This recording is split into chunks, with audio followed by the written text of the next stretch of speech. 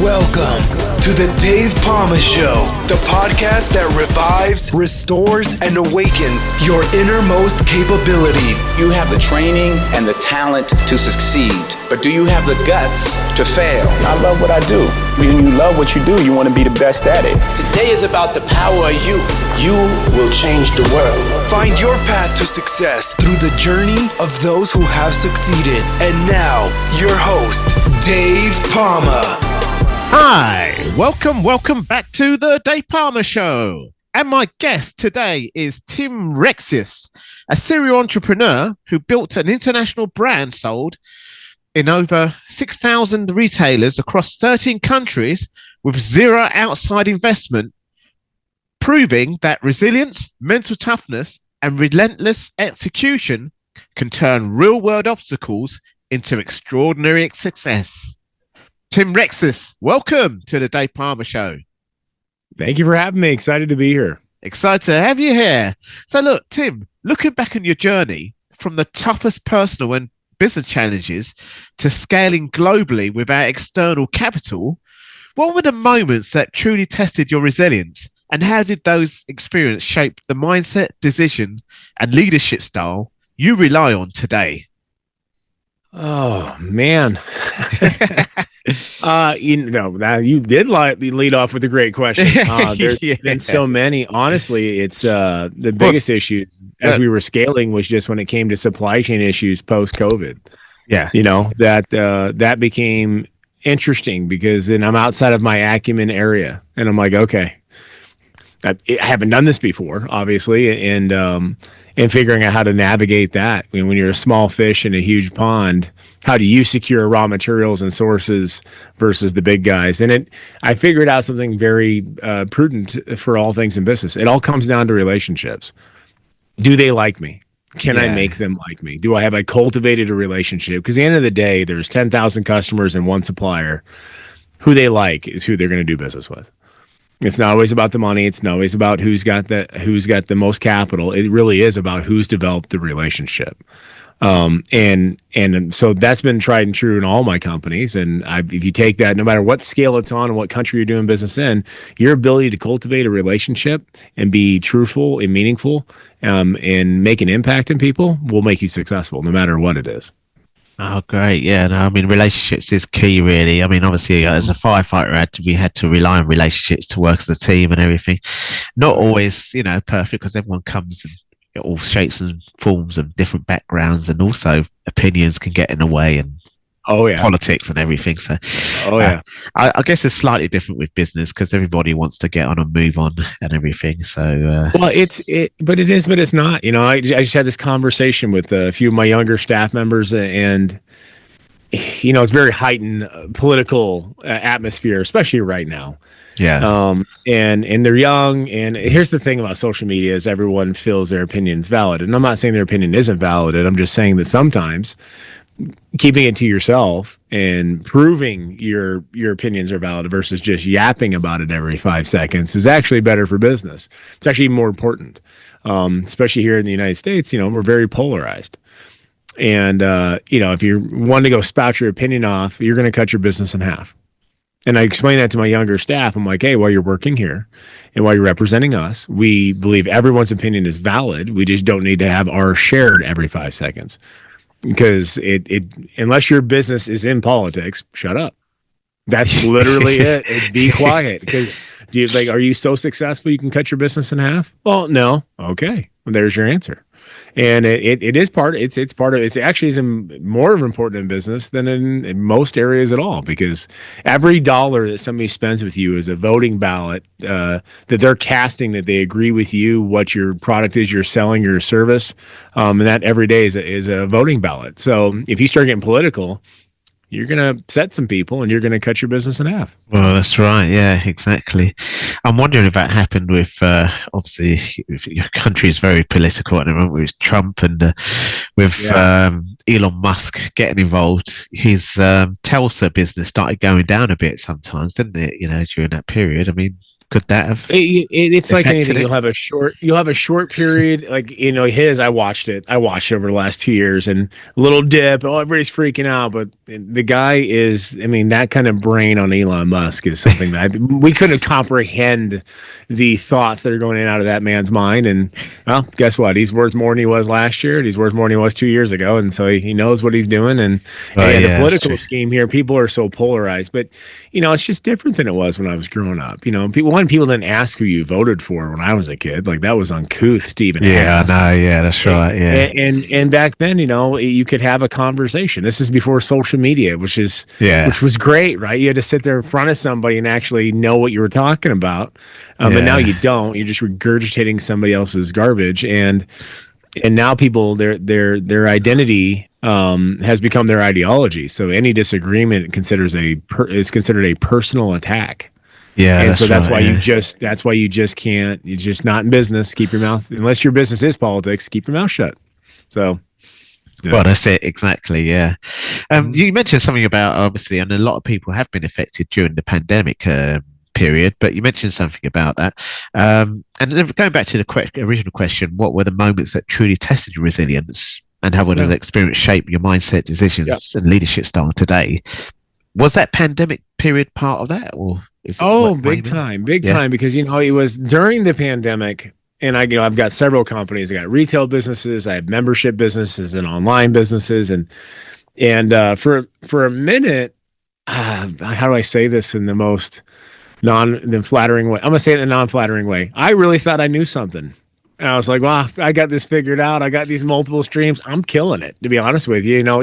Retail went down, and we had some, hard decisions to make there. Membership businesses had to really navigate regulation, but the online business went through the roof, which was an area I didn't think I was very good at, because I wasn't.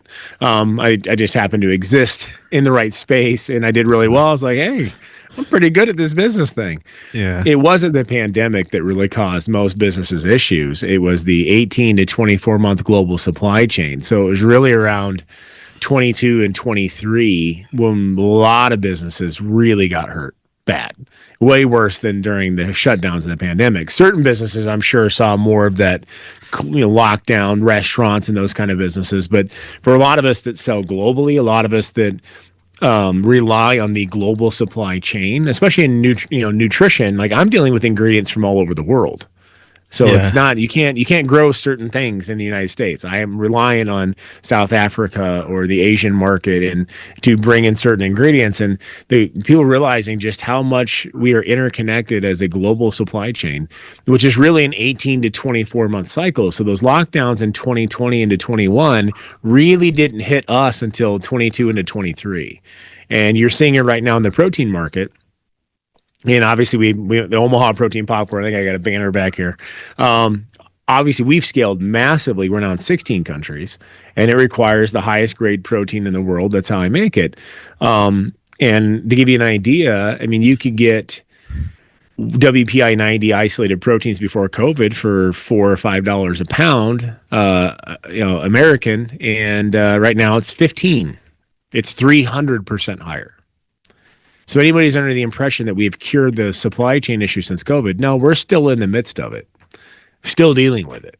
And it's still a thing. And so it's really tested my resilience and my business acumen to see, like, okay, there's 10,000 customers and 3 suppliers. I really have to make them like me. And that's really what it is, because they're basically printing money right now. They can charge whatever they want, knowing that there's only a finite amount of resources and there's too many customers. I'm talking the big guys. We're talking Starbucks and Dunkin' Donuts and Nabisco. And I think, what are they going to sell little old me? Well, I'm really good at making people like me, and being honest and just, being likable, and I get the deals. And it really re-cements how you started. Remember when you first started in business, had no money? Like, I know I didn't. I had to go out. Lots of people are like that. But I had no money at all. I couldn't scratch 2 pennies together. Yeah. I had to go out and meet people and just, old school guerrilla marketing, and it works. And it always has worked. It always will work. And those principles still apply when you're talking, you start adding a lot of zeros to the numbers you're doing in business, and you're doing in the millions of dollars of sales a month. That same principle still is completely and utterly accurate and a necessity. At the end of the day, if they like me, they'll take my call. They'll respond to my email if I've been that guy. And so it kind of reaffirmed that the original things we learned when we first got into business are just as true 30 years later at a significantly larger size as they were when you had no money to begin with. Yeah, right. Okay. So in a nutshell, you would say that pandemic period is the thing that tested your resilience and reshaped your mindset and decisions and leadership style to your style is actually being likable, building relationships. It is. Would you say that period made you that way, or did you know about that before even the pandemic? I knew about that somewhat before, but I was less successful at that. You know, as far as at that time, it amplified it. Oh, it did. I've gone broke to rich 3 times in my life. And we could go into that. Actually, that's inspiring. It's always been worse, you know, because going from making money to being broke again is horrible. But here's what I found is my resilience is unmeasurable. I can now go from broke back to rich significantly faster than I did before because I've already been there. I'm more calm about it. And for me, what really happened in the pandemic is I had reached a certain level, very high level of success by 2019 into 2020 that I hadn't experienced in, say, 2013 or 2009 or Y2K in 1999. I've been around too long. And I realized that the same principles apply when I was broke as it did when I had money. At the end of the day, that same principle is still just as valid, if not more valid, than it was when I had no money and I had no choice. Yeah. Sorry, this light keeps going off on me, but this is an audio first podcast anyway, so it's all right. I can see myself now anyway, so it's all right. Might have to throw this light away. It looks better without it now, actually. Yeah. Right. Okay. Sorry, everyone. I'm just talking about my YouTube side of the things. Most people are audio listeners here.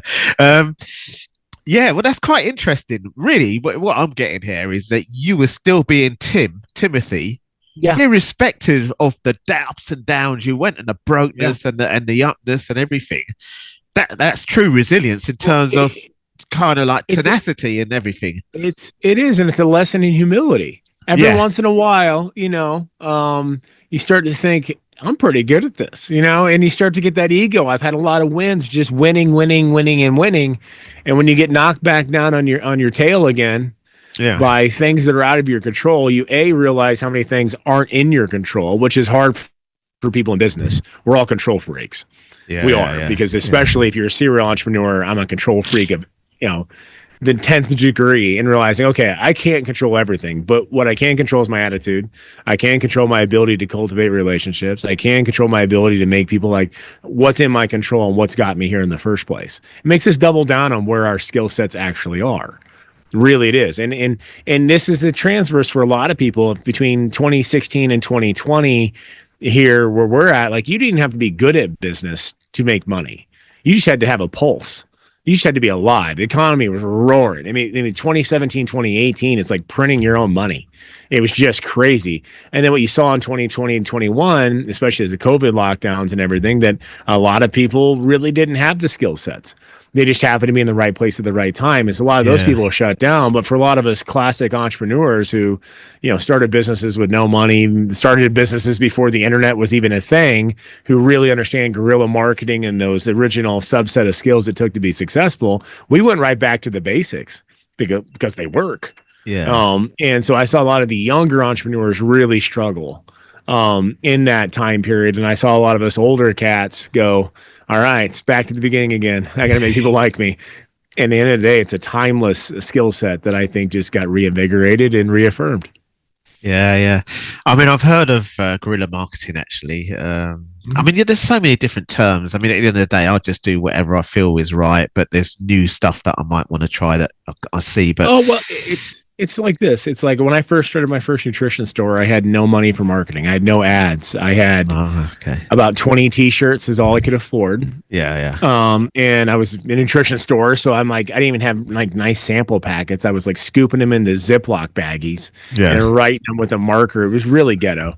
And so it was ghetto, and it was. I looked like a drug dealer, but for supplements and nutrition. But what I could do is I could go into every gym and train. The gyms weren't going to let me come in and meet people, so I went to 3 different gyms every single day for 3 years. Yeah. And I met every single person who trained at any gym in my city. Within 3 years, I was the most well-known guy anywhere around here. And 1.2 million people, if you worked out in a gym between 2010 and 2013, you knew who I was. And I built a multi-million-dollar empire with literally no money.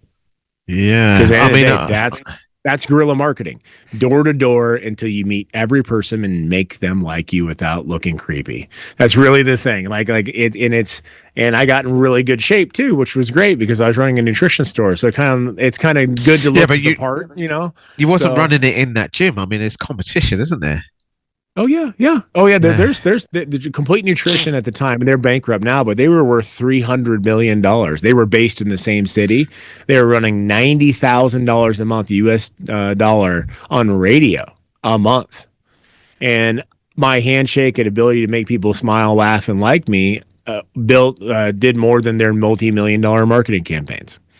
At the end of the day, a personal relationship, a handshake, and a smile, and a trustworthy word is worth more than gold.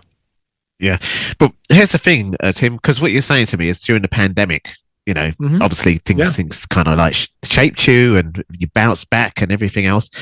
But gyms were closed during the pandemic. I'm not saying catching you out. Sorry, I'm not trying to test you or anything. I'm just trying to work it out for listeners to say, how did you do this? So look at it this way, right? So I spent all those years before the COVID pandemic building those relationships. And then what happened? Then guess what happened during COVID? Yeah, everybody's at home. Yeah. Bored off their tail. But now you've got the network of people. Yeah, and so then they're going to start working out at home, and then who's the guy that I know that I like that will be honest? Got it. Yeah, it's Tim. I've known him for years, and so the amount of social media messages, emails, text messages, and phone calls I had to field for a year, being like, "Here's what you need. Here's what I would do. Here's an at-home workout," and then that's where the website of my business, which had never been successful, went up 400,000%. And the next thing, I'm shipping and dropping off packages at people's doors all throughout the metro and, the million people, because I spent the first 9 years before that making them like me. And so when they had a choice, as they're bored at home and have nothing to do but work out every day and watch TV, but they need supplements and they need all the stuff, they need the workout plans, where they're going to get it? Well, the guy they met at the gym for all those years, and boom. So all that groundwork I had laid down finally came through to fruition. Would you say you're thankful for going to gyms at that time, those free gyms? Or I mean, it could only be one gym. They don't necessarily have to be free. You could meet a whole world of people. You can. It's some places that are so rural, like in the UK, only one gym is probably that they can go to. Oh yeah, well that's for us it was wherever you're at, doesn't matter what it is. If you're at your local church. Get to know people. It doesn't have to be a gym. It's the relationship and a likeness. Yes. That's what you're saying. It's that key factor. That's where networking groups and Chamber of Commerce meetings and Chamber of Commerce, whatever. I went to those. I mean, if you see me, like, you're gonna go, that guy doesn't run. I don't run. I hate cardio. but if I have to go do a 5K, I used to be a runner. Spoiler. Well, that's it. Well, if I have to go do a 5K fun run, I'm gonna get to know every person there. Yeah, we've got this thing called Park Run here, and it's networking. Yeah. It's more networking as well. Yeah, and it's no different than that. Like when I go to the local gas station, the convenience store in the morning. Yeah, I know everyone who works there. I talk to people when I'm in there. My wife and I have a rule: if we're in a hurry, I'm not allowed to go in because it's going to be 20 minutes because I'm going to talk to every person in there. It's just this skill that I have developed over years that every person from every walk of life is a potential customer. And if you treat them all like that, and you get to know everybody like that, the millionaire versus the guy who's just starting out, well, the guy who's just starting out now, he's 20 years old, in 10 years might be the millionaire customer that you're looking for. Like Zuckerberg. You treat everyone with that same level of respect and dignity and customer, that one-on-one attention, and you'll be fine. Because it's amazing to me after being in business this many years, how many of my customers were so young when I first started, right? But now they're parents, and now they're bringing in their high school kids, and they're bringing in their grandparents. If you look at this multi-generational marketing, if you treat everyone like a piece of gold, you will do fine. and they will help you build your business just by the fact of your one-on-one attention, and the old school customer service skills will win every day of the week and twice on Sunday. Well, you've pretty much. I normally let you, my guests, say some golden nuggets before we go, and obviously we do have to wrap up a bit earlier than normal. But I'd love to have you back in somewhere. Oh, yeah, I'd love to. Yeah. What you have is golden nuggets. You said in a kind of roundabout way is build the relationship, network, and keep your old relationships and things like that. And actually, that's how business thrive. It's like repeat customers are actually their best, even if they're only spending pennies.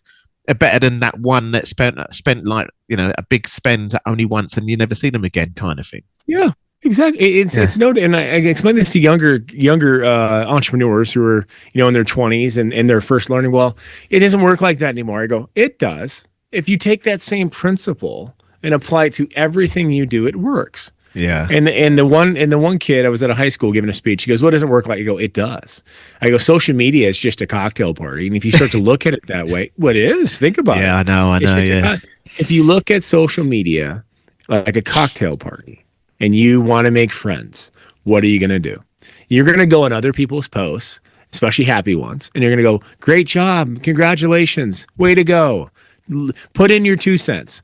You're just joining in the little groups of conversation. That's social media. And if you start to break it down to the ridiculous, as I call it, reduce it to the ridiculous and make it very achievable, and all these people that are in your circle, and you start making positive comments and congratulating people, guess what? They'll like you. And people that like you will do business with you. It's really not as complicated as the marketers of the world want us to think. It's actually significantly easy. Be nice, be likable, and be kind to others, and you will be successful. And that's the key to really successful networking, irrespective of whether it is online, social media, or offline, which is what you've given an example, good example of all of that today. Yeah, exactly. Yeah. Well, Timmy, thanks. You've really given some really good advice there, given a good story. I mean, I was going to go into more of a story about how you got broke, what happened, and that would have been inspiring of what he was doing, Oh, but we ain't got time for that. It's a doozy. We're going to have to come back for another time to really tell you stories like that. But however, before you go, I'd like to maybe ask how people can get in touch with you to find out more about what you do and more about, how they can get in touch with you. Yeah. If you go to timrexius.com, that's TIMREXIUS.com, that leads to all 5 companies that I own doing a business across the globe. And it leads to my assistants who help deal with the messages and inquiries and speaking engagements and kind of put up all the crazy calendar stuff. And, from the gyms we own to the stores we own, the brands, the popcorn companies, the speaking gates, it's all on there. We always say the same thing. We get a lot of messages, but we do our best to respond to all of them because every one of you is a customer too. So if I can help out, it's my pleasure to do so. Well, fantastic. Well, Tim, thanks a lot. Sorry, it's been a bit short of a short thing, but you've given some golden nuggets, and that's the valuable thing. And people can get in touch with you now to find out more. So that's the fantastic thing. And obviously keeping my show live and kicking as well and thriving, for having a fantastic guest like you. So thanks a lot for coming and sharing all this on the Dave Pamah Show today. Absolute pleasure. Thank you.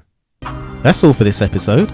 Thanks for listening, and remember, if you want to support what we do, then share, subscribe, and leave a review over on Apple Podcasts.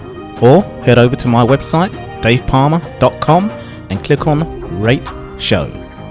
Well, that's all for now, but I'll see you in the next episode of The Dave Pamah Show. Follow us on Facebook, Twitter, and Instagram.